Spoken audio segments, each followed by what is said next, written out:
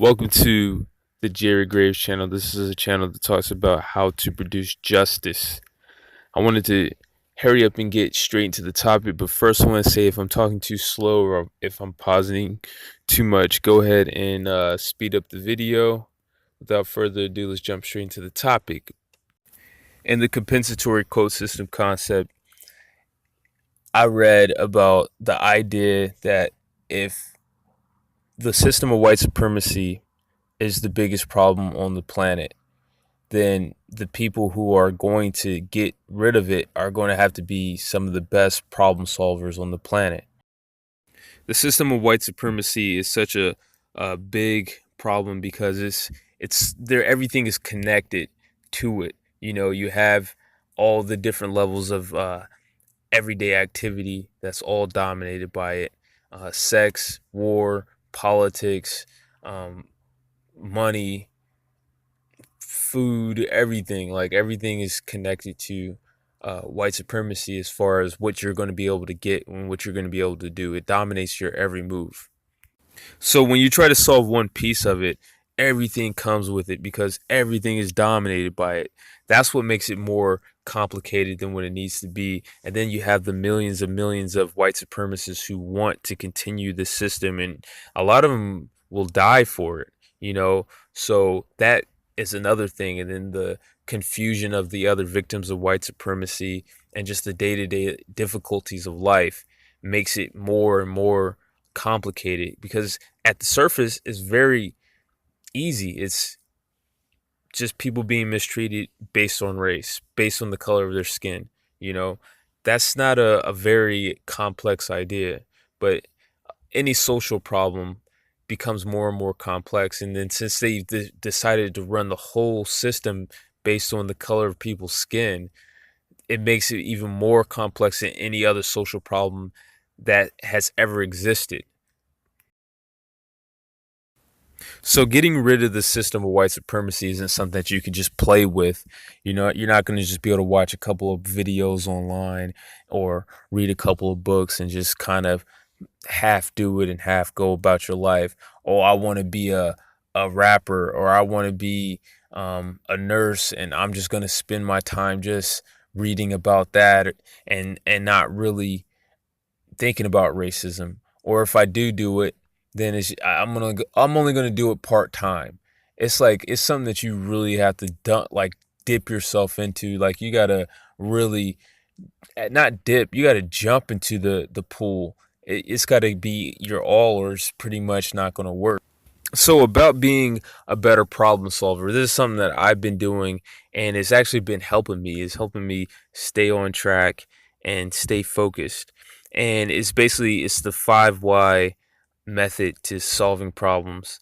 This is something that I learned just from typing in Google how to solve problems better. How to be a better problem solver, and a lot of companies use this, so it's pretty effective. Now, I think that from my understanding right now, I think going with a 5 why is a better way of doing things on the go. Like if you're at work and you're trying to solve, you still should be trying to think and solve problems, especially if you're not doing a job that can immediately get you hurt if your attention starts to drift. Um, but it's basically where you ask yourself why 5 times. So you start with a problem, you ask yourself why, and then you ask yourself why again, and then you ask yourself why again and again and again, and then you stop at 5 times. And usually you'll get to a cause of the problem. It gets you deeper than the surface, but not so deep that you'll get lost in thought. That's the reason why I stick with the 5 whys whenever I'm at work, and I solve today. I solved a lot of problems. Just sitting around doing that. Asking yourself questions is a great way to take control of your mind. It's almost like meditation in a sense.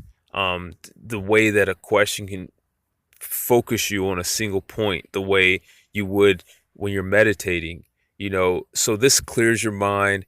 This calms you down. Like once you start trying to solve your own problems and you start focusing in that way, it relieves a lot of anxiety, which is something that I'm starting to realize that a lot of black people face anxiety in this system.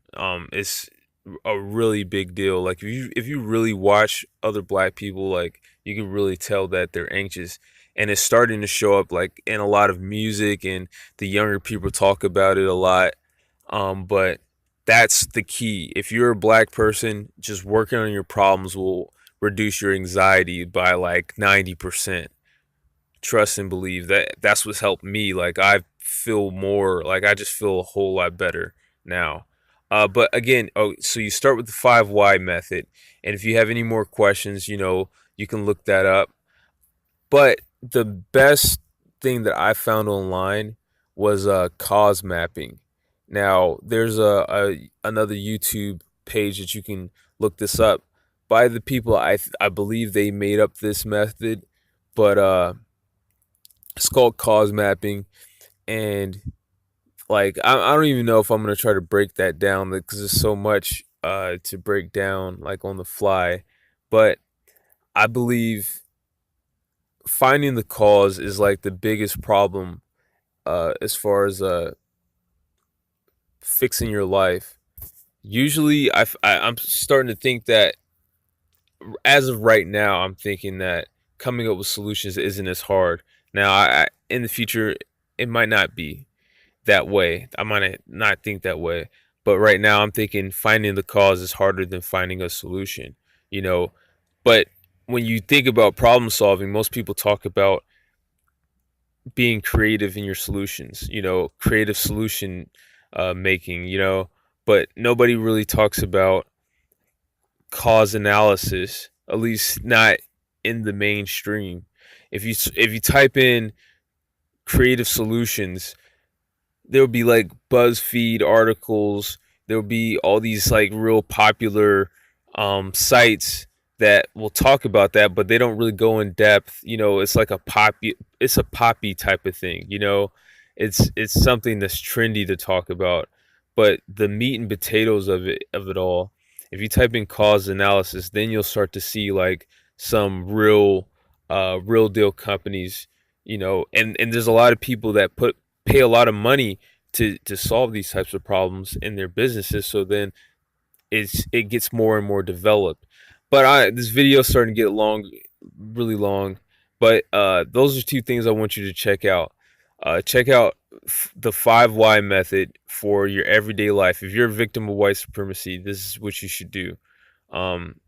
Now, it's just a suggestion, and also these techniques are just tools. These aren't something that you need to stick to 100% all the time dogmatically, but it's just another tool in your arsenal. When you're at work, try the 5 why, and when you're at home, try cause mapping.